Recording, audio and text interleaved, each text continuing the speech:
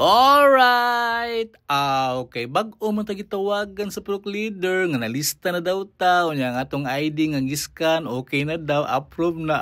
Lipay na din lupita. Happy yarn. Siyempre, naguti madawat iguling si sir.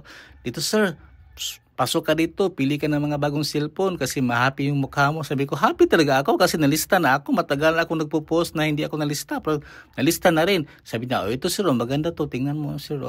Lahat yan functional. Siyempre, test receipt na tanan di kompleto. Test all you want. Sabi ko, okay na yan. Hindi ko naman yan ikagas. May down payment na ako. Pag-uwi ko, hindi ko na babayaran yan. Sabi niya, sir, wag naman ganyan, sir. So, given po na 94% pa rin po yung battery health. Then, ito po yung pinaka-importante, verification report po.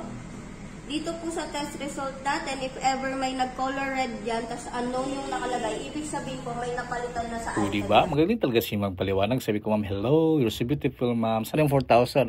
Approve ba ni ma'am? Kita siya 4,000. List na pa nga napita. Siyempre, para malipay po si ma'am, ang pa-interview po ta para sa iyang shop. Left gadgets dito sa Manila, mang mura-mura na.